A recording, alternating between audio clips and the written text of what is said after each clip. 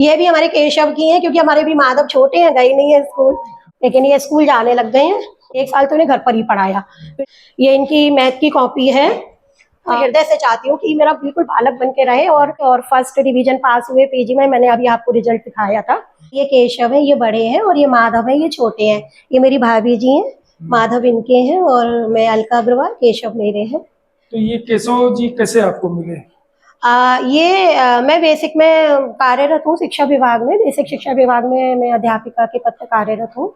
और मैं साहित्य से भी रुचि रखती हूँ, कविताएं लिखती हूँ। तो हमारी ही एक बेसिक में टीचर है जिनका नाम बबीता वर्मा है। मैं बड़े आदर सत्कार और सम्मान के साथ उनका नाम लेना चाहती हूँ, क्योंकि मतलब ये ईश्वर ही रहते हमेशा ताउम्र मेरे लिए। अगर वो ना होती तो मेरे जीवन में, तो उनके जो शरीर के हर कण में पाना का वास है। और 25 सितंबर को, जिस दिन मेरा जन्मदिन था, 25 सितंबर 2019 को वो आई थी सुबह 6 बजे। और ये मेरे ख्याल से या तो वो बांके बिहारी मंदिर से उनको चरण सेवा करवा के लाई थी, या फिर ये श्याम जी का मंदिर है, जो मुझे ज्यादा मतलब ध्यान नहीं है कहाँ उन्होंने बोला था, वहां से ये उनको लाई थी चरण छिलवा कर उनके, और इन्होंने मेरी गोदी में डाले थे। तो तब भी मतलब ये अज्ञानता ही थी मेरे मन में। मुझे यही लगता था कि ठाकुर जी हैं। और मेरे मंदिर में भी मैं आपको दिखाऊंगी, मिलाऊंगी, तो मेरे बहुत इतने छोटे से चांदी के लड्डू गोपाल विराजमान है। वही मैंने इनको बगल में स्थापित कर दिया था। और जितना एक साधारण मानव कर सकता है अपने बिजी शेड्यूल से समय निकालकर, उतनी पूजा पाठ, केवल हाथ जोड़ दिए, जय श्री कृष्णा, और मन में सद्विचार हमेशा सबके लिए रखना, बस यही जीवन था हमारा। फिर दिसंबर में कुछ यूं हुआ, नवंबर दिसंबर में बबीता दीदी का फिर से घर पे आना हुआ। तो वो पता नहीं किस मूड में थी, बोली लाला से मिल चलो। वो कभी भी कान्हा को या ठाकुर जी को, कृष्ण जी को कभी ऐसे नहीं बोलती ठाकुर जी, वो हमेशा लाला ही बोलती हैं। तो बोलती हैं कि मैं लाला से मिल चलूं। तो जब उन्होंने मंदिर देखा, मेरा किचन में छोटा सा मंदिर है, तो ये ऐसे ही बैठे थे जैसे आप बैठे हैं, लेकिन उन दिनों बराबर सर्दी थी।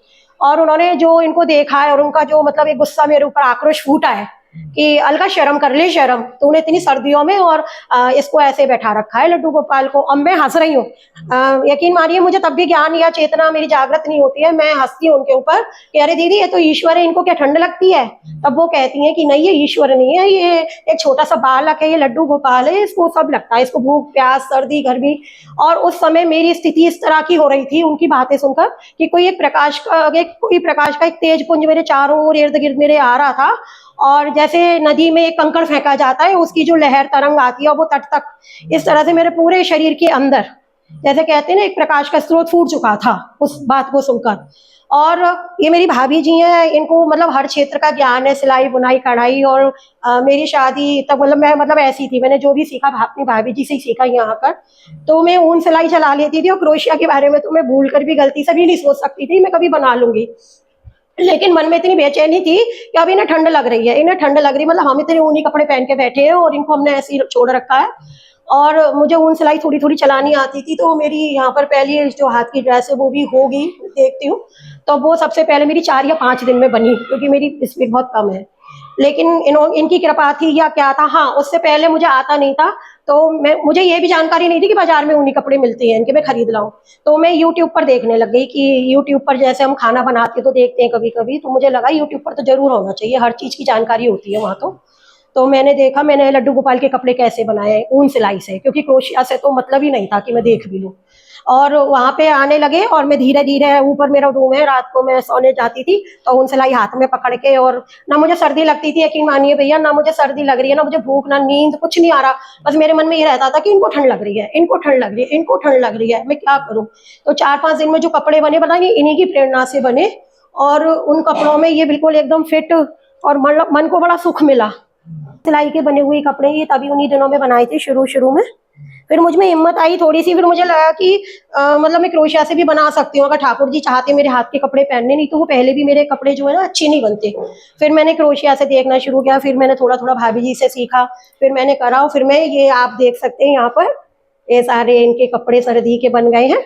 और फिर तब तक जानकारी भी मिल चुकी थी कि बाजार में भी कपड़े मिलते हैं। लेकिन हम जब बाजार में देखने गए ना, अच्छा हुआ मुझे उस समय जानकारी नहीं थी, क्योंकि जब हम बाजार में ऊनी कपड़े देखते हैं ना, तो इनके दूर दूर दूर दूर, तो मुझे लगता है इसमें तो नहीं, इनमें तो ठंड लगेगी, इनको तो बिल्कुल गुथे हुए कपड़े पहनाने, क्योंकि इस तरह के कपड़े पहनाने कि बिल्कुल एक रेशा भी हवा का इनके अंदर चला ना जाए।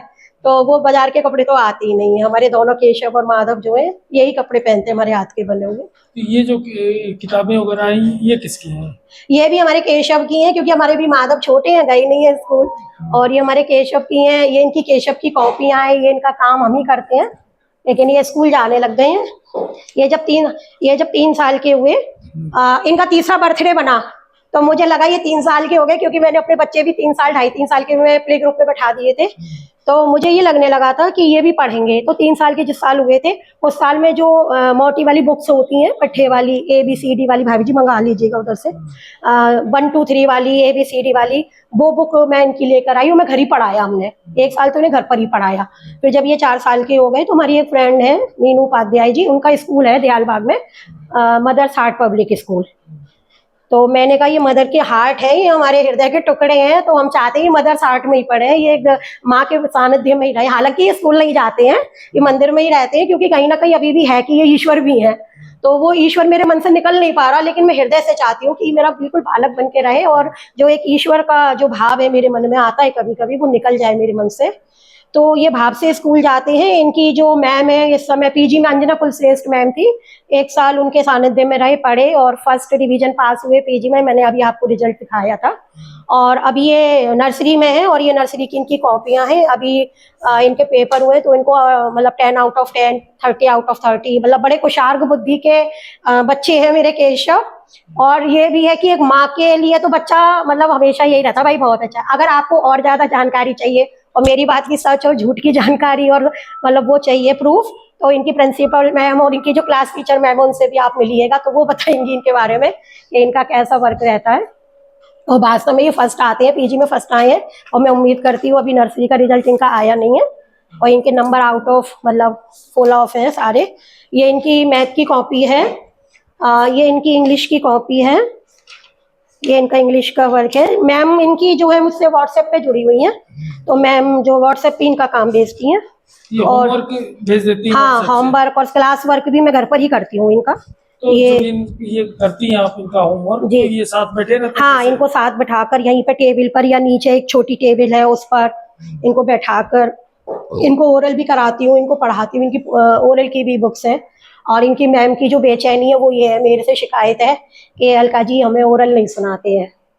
मुझे लगता है कि मुझे भी बहुत समय लगा है इनको जानने में, अब जाकर ये मतलब मुझे सुनाने लगे, बोलने लगे मुझसे। और अभी भी मतलब जैसे कहते हैं ना, मैं कहीं ना कहीं मैं मतलब पूरा ईश्वर को पा नहीं पाई हूँ, मैं अभी भी कहीं इंसान हूँ।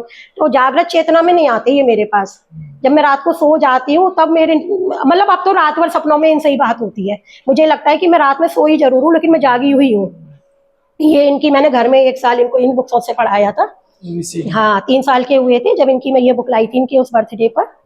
हिंदी की भी थी इनकी, और मैथ की भी थी, और इनके टॉय लाई थी मैं बहुत सारे, क्योंकि मैं खुद एक टीचर हूँ, मुझे मालूम है कि टेक्निक्स बच्चों को पढ़ाने की क्या रहती हैं।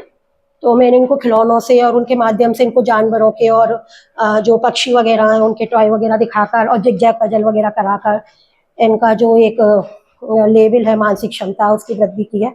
हालांकि ये ईश्वर है, हम इनको क्या करेंगे, लेकिन जो बीज मुझे बबीता दीदी मेरे अंदर डाल गई है ना, उसके बाद मन नहीं करता मैं इन्हें ईश्वर तो ये मानूं। कैसे आपको सुनाते हैं कि ABCD हुआ या जो भी हाँ, हो, कैसे आपको? मैं इनको पढ़ा देती हूँ, मैं इनको मतलब पढ़ाकर इनको याद कराकर, और मतलब मैं सो जाती हूँ ना जैसे, तो मेरे रात को सपने में ये नहीं आता अब कि मुझे सुबह स्कूल जाना है, या मेरे घर में किचन में आटा खत्म हो गया या नमक खत्म हो गया, मेरे मतलब ये सब चीजें तो ये अपने आप व्यवस्था करने लगे हैं। मेरे दिमाग में तो ये आता है, केशव बेटा आओ चलो हम पढ़ेंगे। मैं मतलब मैं फील करती हूँ ये मेरे पास है, हालांकि मंदिर में रहते हैं, मेरे पास नहीं बिस्तर पर आते हैं, लेकिन मैं ये फील करती हूँ कि रात को मेरे पास है, मेरे सिरहाने पर। और मैं आंख बंद करती हूँ, ये आ जाते हैं, और मैं इनके हाथ पे ऐसे ऐसे करके, हालांकि वो तकिया ही होता होगा, मैं तकिए को ही इनको मानकर ऐसे ऐसे करके, और ये फिर मेरे को जब मैं जैसे जैसे धीरे धीरे अवचेतन मन में जाने लगती हूँ, तो मुझे फील होने लगता है कि आए और तोतली भाषा में A B इस तरह से सुना रहे हो, मेरे गले में हाथ डालकर ये सो गए हैं। और एक बार तो मैंने इनको बिल्कुल प्रत्यक्ष मतलब ऐसे यहाँ कमरे में मैं उठ गई थी रात को, मुझे ऐसा लगा कोई भागता हुआ गया है, तो मैं उठ भी गई थी। मैंने बहुत देर तक ऐसे देखा, मेरे हस्बैंड बच्चे सब सो रहे थे, तो मुझे पता नहीं क्यों ऐसा लगा कोई तो भागा है। तो इस तरह से मुझे लगता है कि कहीं ना कहीं ये बहुत हद तक मुझ में समा चुकी है, और एक बालक रूप में। और जिस तरह से मेरी सोची हुई बातें मेरे अंदर जो एक मतलब पहले मुझे गुस्सा आता था, बहुत आता था, लेकिन अब वो धीरे धीरे शांत। मुझे लगता है ये केशव की मर्जी है। अगर कुछ ऐसा हो भी रहा है जो हमारी इच्छा के विरुद्ध हो रहा है, तो यही लगता है ये कान्हा चाहते हैं, क्योंकि कान्हा का चाया हुआ तो हमसे भी अच्छा होगा। तो बड़ी मतलब मन शांत होता जा रहा है मेरा। अब किस क्लास में पहुंच गए कान्हा? अब ये नर्सरी में आ गए हैं और अभी इनका रिजल्ट नहीं आया है, और इनके FA1 के एग्जाम अभी रिसेंटली 24 को ही खत्म हुए। दुआ दिन में ही लिख लिया है मैंने रात की बजाय, तो मैं आज का रिसेंट दुआ भी आप तक पहुंचाना चाहती हूँ कि पैदा होकर जेल में, पैदा होकर जेल में पहुँचे गोकुल धाम, और गोदी छूटी मात की विपदा में श्याम, गोदी छूटी मात की विपदा में श्याम। अच्छा, आगे कहाँ तक पढ़ाना चाहती हैं अपने केशव जी को? अभी ये जो स्कूल है मेरा, ये मेरी फ्रेंड है प्रिंसिपल मैम जो है, तो 8th तक तो इनका भविष्य सुरक्षित है क्योंकि हमने टाई अप कर लिया है प्रिंसिपल मैम ने, क्लास टीचर मैम ने, हमने, कि 8th तक तो इन्हें पढ़ना ही पढ़ना है। बाकी का ये हमें चला रही है या हम इन्हें चला रहे हैं, ये तो 9th में जब आएंगे ना तब पता चलेगा कि कौन किसकी मर्जी से चल रहा है इस समय और मेरा तो मन यही है कि ये आगे तक पढ़े और मतलब जो भी ये बनना चाहते हैं बने, क्योंकि बच्चे का जो दिमाग होता है, जो मन होता है, मस्तिष्क होता है, वो परिवर्तनशील होता है। वो आज अगर कहेगा मैं डॉक्टर बनूंगा, तो कल कहेगा मैं इंजीनियर बनूंगा, फिर कहेगा मैं स्पोर्ट्समैन बनूंगा। तो ये तो यही जाने कि ये क्या बनेंगे हमारे द्वारा, लेकिन जो भी बने एक अच्छे नागरिक बने, एक अच्छे इंसान बने और अपनी माता बहनों की सुरक्षा का दायित्व अपने हाथों में लें। बस मैं यही चाहती हूँ। ये थी हमारे साथ अलका अग्रवाल जी, जो कि कवित्री हैं, और इनके केशव जो हैं वो स्कूल जा रहे हैं फिलहाल, और इनकी बहुत सेवाएं करती हैं, और साथ ही साथ केशव जी को जो होमवर्क मिलता है वो भी पूरा होता है और नंबर भी इनके अच्छे आते हैं। तो ताजनगरी में ये कान्हा जी की अनोखी भक्त हैं अलका अग्रवाल, इनके घर पे हम हैं। आगे फिर हम दिखाएंगे आपको इसी तरह से कान्हा के किसी अगले भक्त को। Himanshu Tripathi, ground zero story, Agra.